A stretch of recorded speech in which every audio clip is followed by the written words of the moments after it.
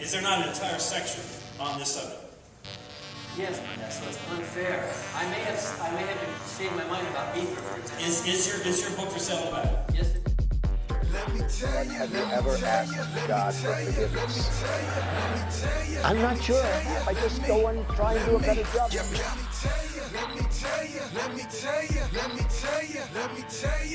Say it like you mean it.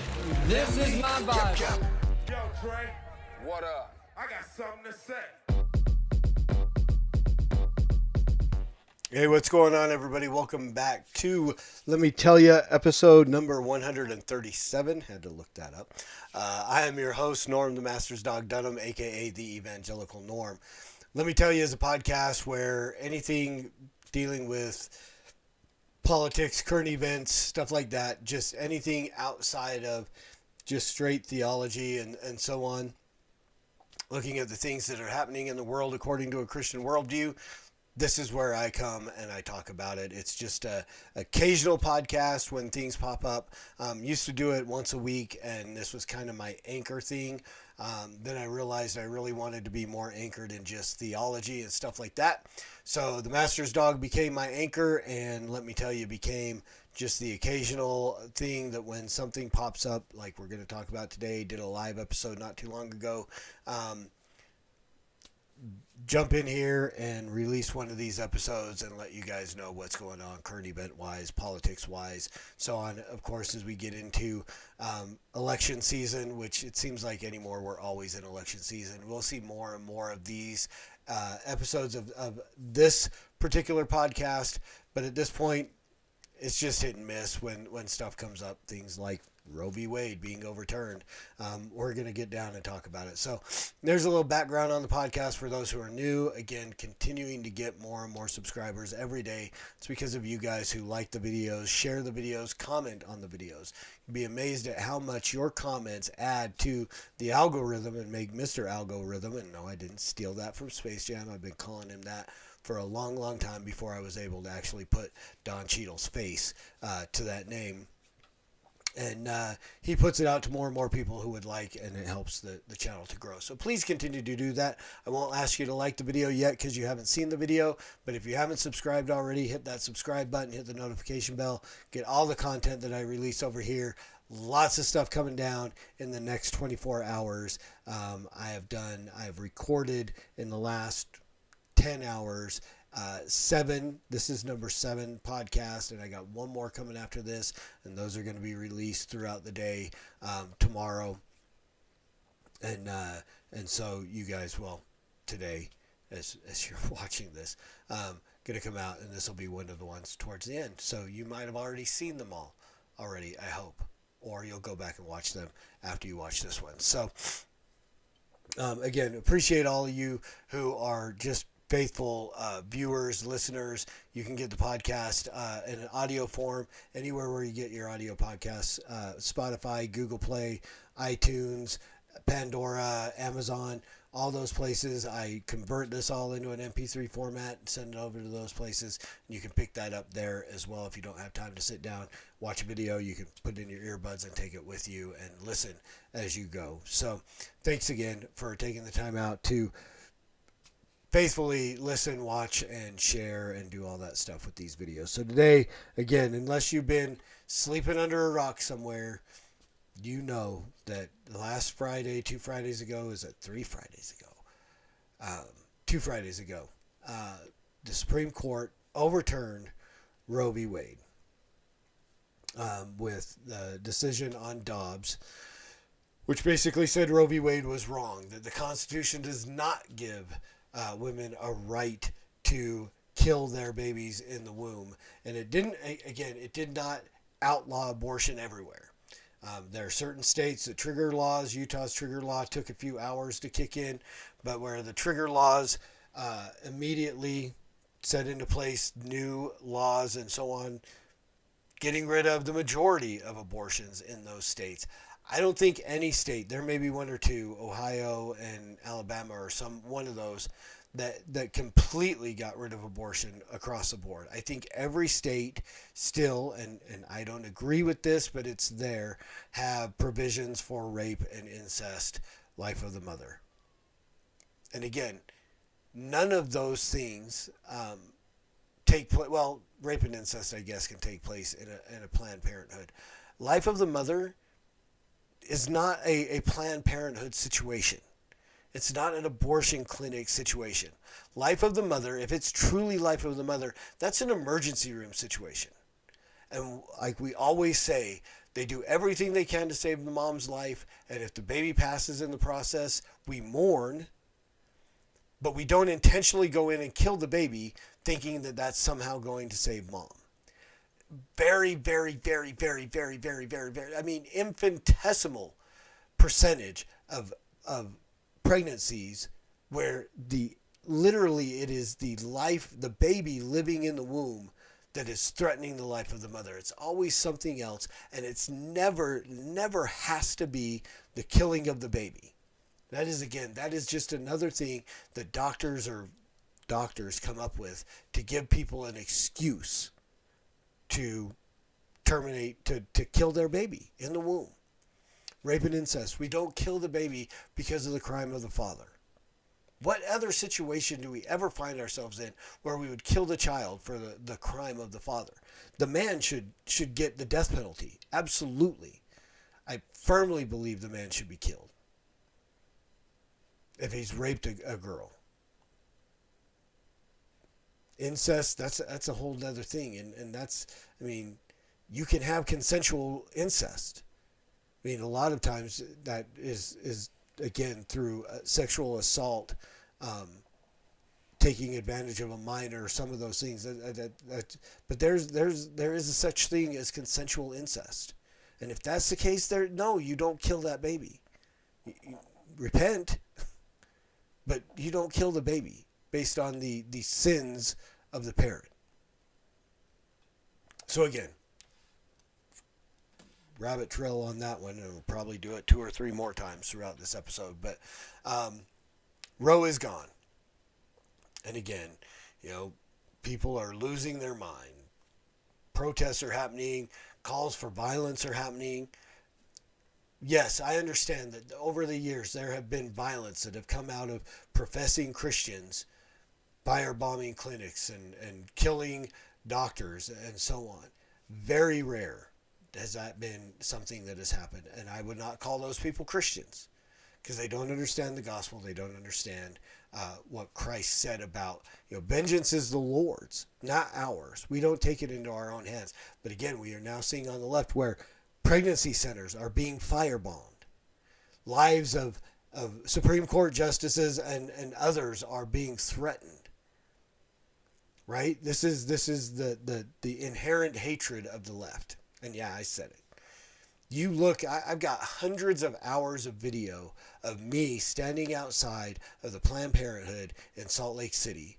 And I challenge you to find a hateful word come from me. And you'll probably find places where I've called men cowards. If you want to call that hateful, okay.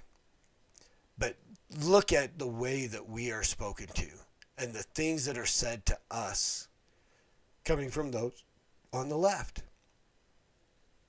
The least of which is the fact that, again, the tired argument that you're a man, why are there 3 men standing out here, blah, blah, blah, blah, blah. You shouldn't have an opinion on, you can't get pregnant, blah, blah, blah, blah, blah. Let me introduce you to the Supreme Court that gave us Roe v. Wade. There you go. 9 men who should not have had an opinion on abortion. If that argument is valid, these men should have abstained, recused themselves from making a decision in Roe v. Wade because none of us have a uterus. And so none of us should have an opinion on this, and they should have recused themselves, so there never should have been a Roe. Based on that argument, there never should have been a Roe. That was always what I bring up to those people when they tell me, you don't have a uterus, you don't have an opinion. So you're okay with overturning Roe? It's literally the opinion of 9 people without uteri. Uteruses. Right? That's what you got. That's what you're dealing with there. And let me introduce, and again, this was a 7-2 decision And the majority on this court in 1973 were Republican appointees to the court.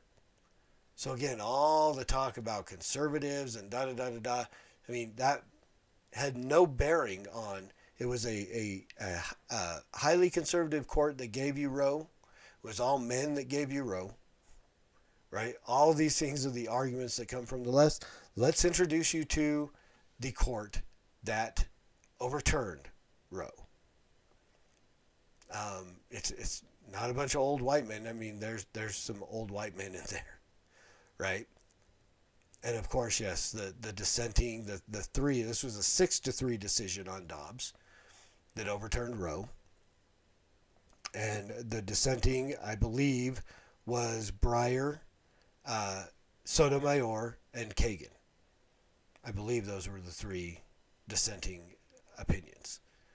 So you have, Coney Barrett, Kavanaugh, Thomas, Kennedy. Maybe it was Kennedy. I don't remember. I can never remember which one, Kennedy or Breyer is the conservative. Blah blah blah. Gorsuch, and so on. So there's your court. Again, it was there was a black man and a white woman who were among the decision, among the majority that overturned Roe. So this argument of no uterus, no opinion, or old white men shouldn't tell women what to do with their bodies, blah, blah, blah, blah, blah. It's defeated just by the faces that are on the courts that one gave you Roe and the other that overturned it. These tired old arguments that we hear over and over and over again. So irritating that they just keep coming. And they never stop. We'll talk about more of that in a minute, but they never stop. The tired arguments never end. It's never ending. They're always finding, again, rape, incest, life of the mother, you don't have an opinion, blah, blah, blah, blah, blah. Right? My body, my choice. Which is the most absurd out of any of them. But before I get into that, the question that has been asked of me many times by many people, I tried to answer it in the Facebook Live and the live that I did the other day. I think the one of the specific people I was trying to reach, I don't know that he actually saw it. I need to just get online face-to-face with him, have breakfast, do something, and chat it out. But where do we go from here? What do we do now that Roe's overturned? Do we still go out to the abortion clinics? Right now, there's no abortions happening in Utah. I mean, not at the Planned Parenthoods. They've all been put on pause while Planned Parenthood litigates against Utah's abortion law that was put into place that says unless 2 doctors are present to confirm the life of the mother, and then it's been reported to law enforcement and so on, then abortion can't happen. So all this, they're litigating against that right now. So Planned Parenthood is not doing abortions, but they're still doing other things. And the reality is there are still going to be people who are pregnant who are going to walk into Planned Parenthood seeking an abortion, whether they know about the laws or whatever. And we need to be there. We need to be there because these people now more than ever are going to need the help. Because again, no matter what we offered help, many of them continued on and went in and took the life of their child. Well, now they're going to literally be turned away and they're going to have to come back out, and we are going to be there. We are going to be the ones that are going to be there to say, we can help you. Because this murder option is no longer there. So let us help you. Please let us help you. And so, yes, I will still, every Friday morning, I missed last Friday because my daughter graduated from preschool. That's a thing. We had fun. It was, it feels like a participation trophy to me. It really does. I graduated high school. And that's it. Another episode for another time.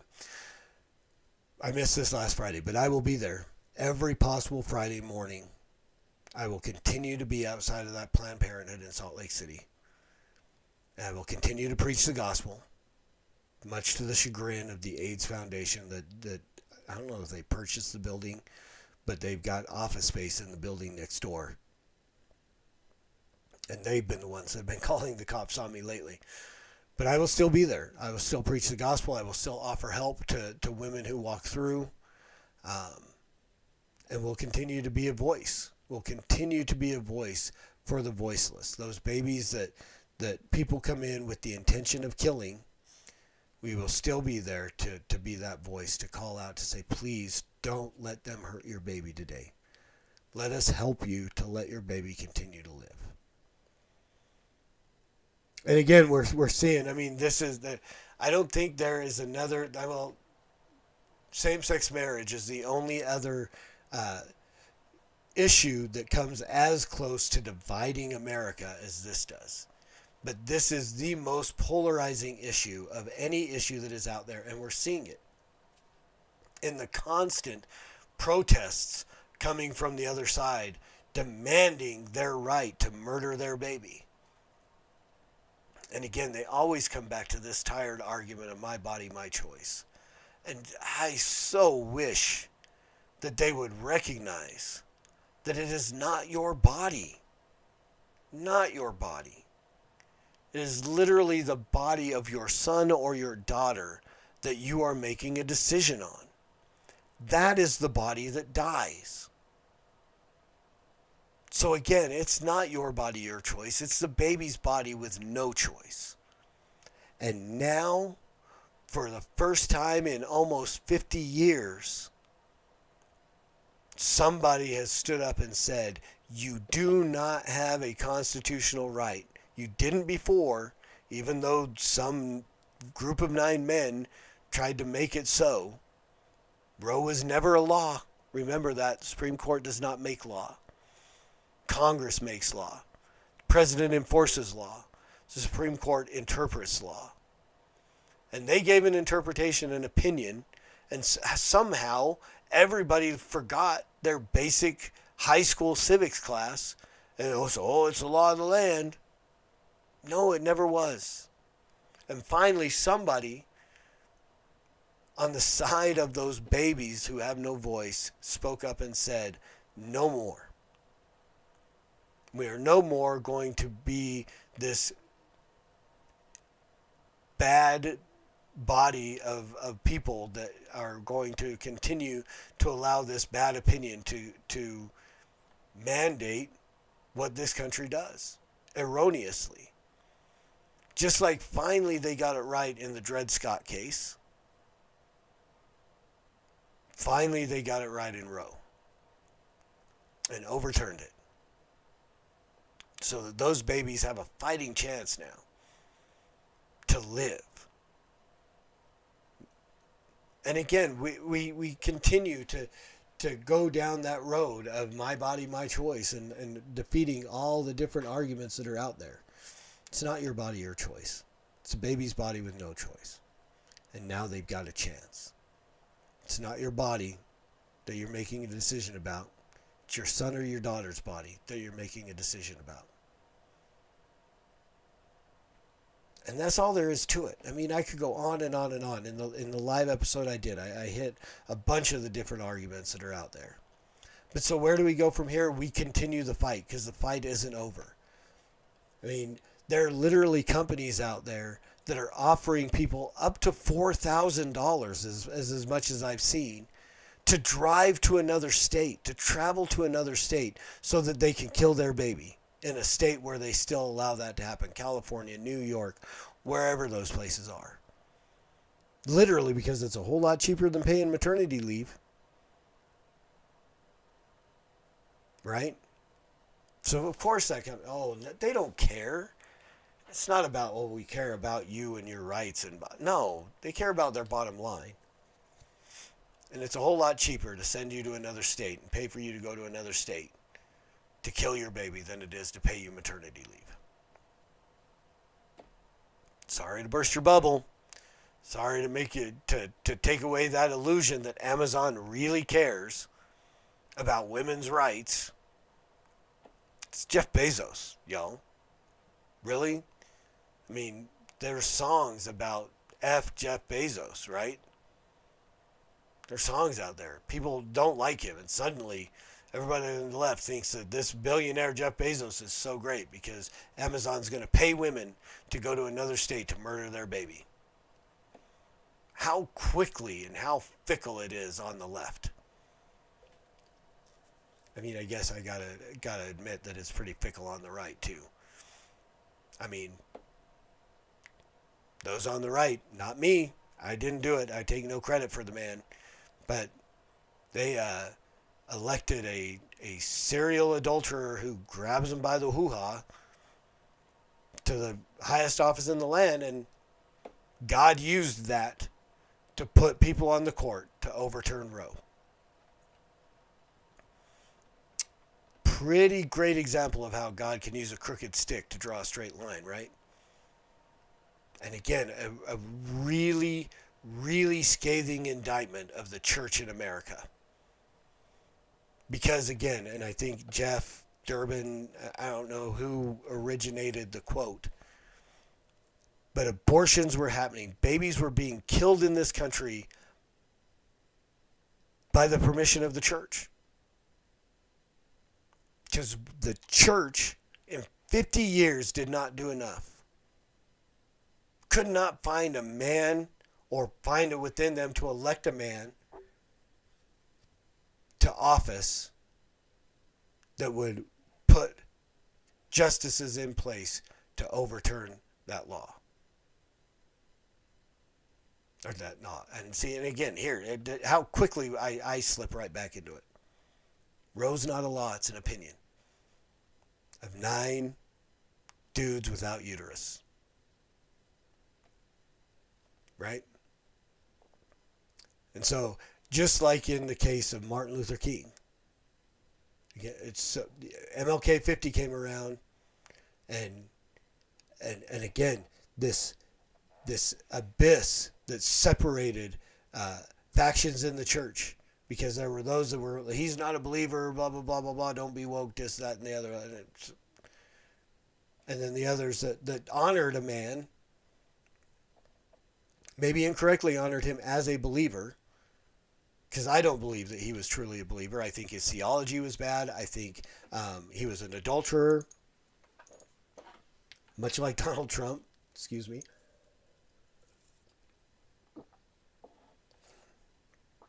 I don't think he was truly a believer.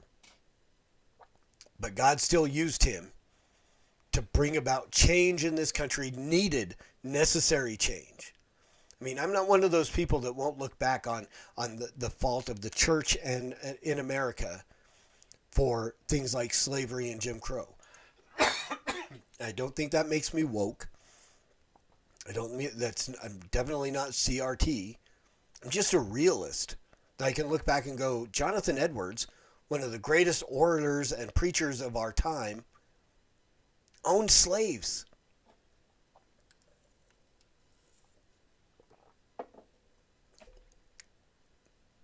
In a violation against God's word.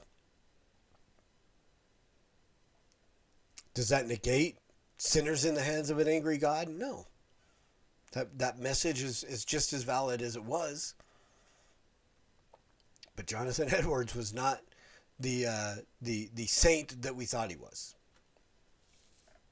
I don't know. I mean, I'm not going to say whether or not the guy was saved or not. I hope he repented of owning man selling and owning people that he should not have owned, that were not property, that were image bearers of God. Sorry, I've done way too much talking today. I should have cut this one out. But here we are, 24 minutes in. We're not going to stop now. I'm just going to take a whole lot of drinks of water. But God used a man that I would not consider to be a believer, had to use a man, scathing indictment on the church. Where was the church at this time during Jim Crow, when God had to raise up Martin Luther King to bring about change in this country. Where was the church when Jonathan Edwards was owning slaves and Puritans were owning slaves or other Christians were owning slaves? Where slave owners were using the Bible to justify the horrible treatment of image bearers of God. It's happening right now. Even after Roe's been overturned, there are people that are professing to be Christians. Jory Micah, Shelby Spong, I think he's dead. Did Bishop Spong die? I don't know. If he's alive, he's out there. Nadia Bolz-Weber. Who else? Kyle Howard, whatever your name is, dude. I don't even pay enough attention to you. These people that are professing to be Christians that are now concerned about women's right to murder their children. They're still trying to use the word of God to defend murder of babies in the womb. Just like they tried to use the word of God to defend mistreatment of black people during the 60s and Jim Crow. 50s, 60s, 40s, 70s, 80s. Last week. Same as they were trying to use the Bible to justify slavery. Where was the church? Now, yeah, I know. William Wilberforce. The church is what rose up to defeat these things. But again, for far too long, the church was not loud enough. I mean, I don't know that until it was the last 10 years when God finally raised up men like Brian Brady and Jeff Durbin and John Barrows and Jason Cottrell and Bo Lineham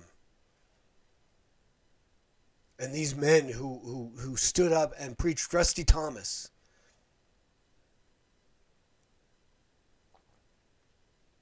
Who finally stood up and said, no more. These are the William Wilberforces of our day. And we've seen their voices have now been heard. And we've seen the Supreme Court finally overturn this horrible decision. It didn't get rid of abortion, it just put it back to the states. Many states have put in bans. Not enough have. There are still states where you can kill your baby right up until the moment of birth. New York, looking at you. And so we need people, we need the church to stand up in those places. If it's possible, if I could, I would be traveling to California to stand outside of Planned Parenthood there. If you can, do that. If your state isn't doing abortions right now, go somewhere else if you have the ability to do so. If you're in a state where they're allowing abortions to happen, get up, go, make your voice heard. Be the voice for the voiceless, if you can. If you can. Join the fight, because the fight's not over. Yeah, we celebrated a victory. We've won a battle, but the war still rages on. Babies are still being murdered in this country at a rate that is disgusting to think about. So please, if you can't get involved physically where you're out there offering help, preaching the gospel, then get involved through prayer. Get involved financially if you can. Again, I'm the guy that acknowledges that there are different parts of the body and not everybody is called to this abortion ministry. But I think everyone's called to pray for it. Somehow. You don't have to be out there doing it. You may have a different ministry. You may be doing foster care. You may be doing hospitality. You may be doing recovery outreach. You may be dealing with addicts and so on. There's something that God has you doing. I hope you're involved in a ministry of some kind. You don't have to be involved in mine. But if you can, pray for it. If you can, support it financially. Give some money to whatever local abortion ministry you have that is out there offering help to women They need money in those coffers so they can pay for the things for women, so they can let their children continue to live. Utah's Voice for the Voiceless among them. If you're in Utah and you can't be part of this ministry physically, please consider giving money to Utah's Voice for the Voiceless.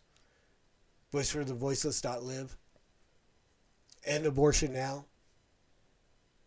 Either one of those, and then whatever local group you have in your state. Look up Bull Lynam, John Barros, any of these things, if you can give to those. But please pray for them as well.